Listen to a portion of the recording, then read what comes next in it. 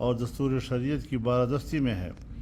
قوم کے تمام طبقات، سیاسی و دینی حلقوں اور تمام ریاستی اداروں کی مشترکہ ذمہ داری ہے کہ یہ نمائندہ قومی و دینی اجتماع ان قومی مقاصد کے حصول کے لیے عزم نو اور ہمگیر قومی جدوجہد کو وقت کی اہم ضرورت سمجھتا ہے۔ بالخصوص اسلامی جمہوریہ پاکستان کی نظریاتی اور ثقافتی تہذیبی شناخت کا تحفظ اور دستور کے مطابق ملی مسائل، مثلاً دستور کی اسلامی دفعات کی عملداری، عقیدہ ختم نبوت اور ناموس رسالت کی پاسداری اور شرعی قوانین و روایات کے تسلسل کو قائم رکھنے کے لیے تمام دینی و سیاسی حلقوں، قومی طبقات اور ریاستی اداروں کا کردار ضروری ہے۔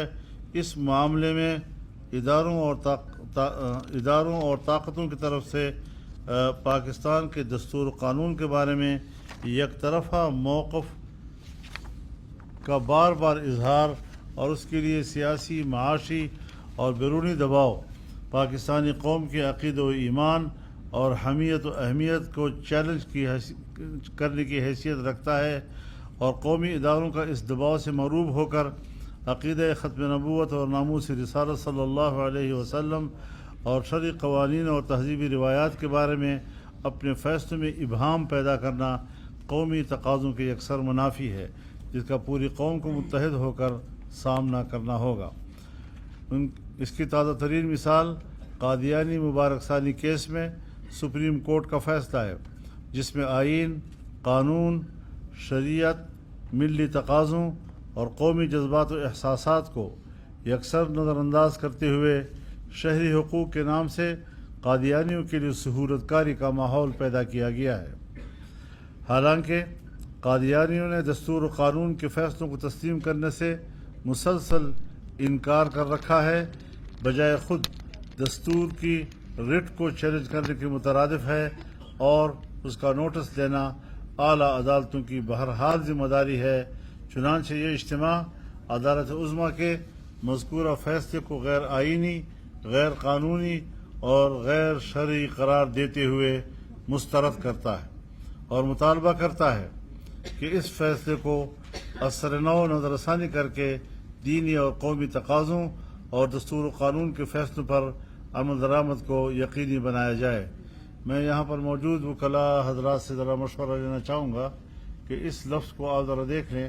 جب ہم کہیں گے کہ اس فیصلے کو اثر نو نظر ثانی کر کے، نظر ثانی کا جو لفظ ہے قانون کی زبان میں، کیا اس وقت اس کی گنجائش ہے کہ ہم عدالت سے ایسی بات کریں؟ از خود، ٹھیک، یہ لفظ ہم بڑھا دیں، از خود والا ہے۔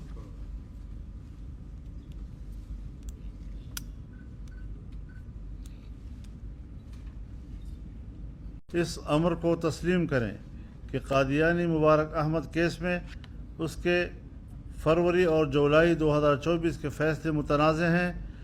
اس فیصلے کو قرآن و سنت اور آئین کے مطابق کرنے کے لیے چیف جسٹس آئین کے مطابق از خود انتظام کریں اور فیصلہ درست کریں۔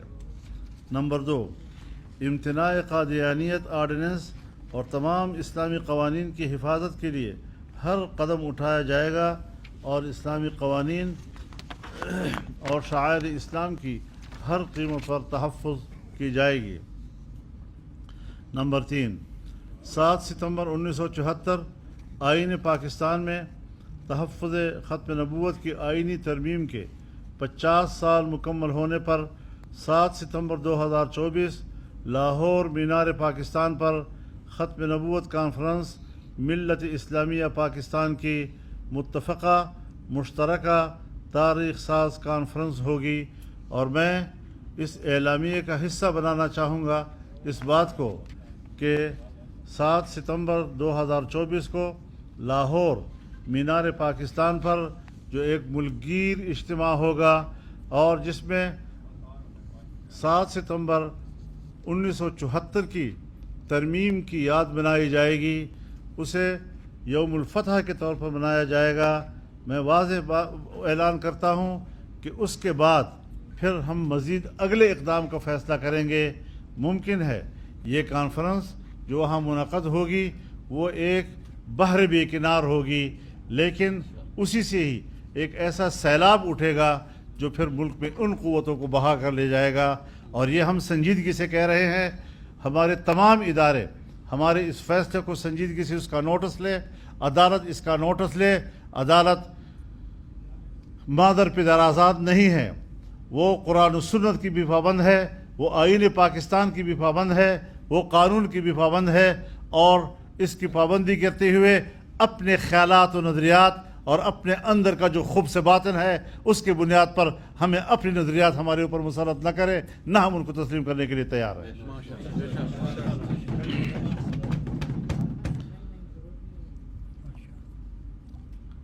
نمبر 4، غیر آئینی، غیر قانونی اور غیر شرعی اور اپنے حلف کے برعکس متنازع فیصلہ کرنے والے ججوں کے خلاف حکومت پاکستان فوری طور پر سپریم جوڈیشل کونسل کو ریفرنس بھیجے۔ نیز آل پارٹیز کانفرنس کی جانب سے بھی ان ججوں کے خلاف ریفرنس دائر کیا جائے گا۔ کیا پرائیویٹ لوگ دائر کر سکتے ہیں؟ نمبر 5، آل پارٹیز کانفرنس پارلیمانی کمیٹی کو مشترکہ موقف سے آگاہ کر رہی ہے۔ بہت اچھی بات ہے۔ تو یہ ہمارا اعلامیہ ہے، اسی پر اب دعا کر لیں کہ اللہ تعالی ہماری مدد فرمائے اور ہم حق پر ہیں انشاءاللہ، اور ہمارا موقف صحیح ہے۔ اللہ تعالی حق والوں کا ساتھ دیتا ہے۔ اللہ ہمارے دلوں میں اخلاص بھر دے، جو کام اخلاص سے شروع ہوتا ہے اللہ کی مدد غیب سے آتی ہے، اور انشاءاللہ کامیابی آپ کا قدم چومے گی۔ وآخر دعوانا ان الحمدللہ رب العالمین۔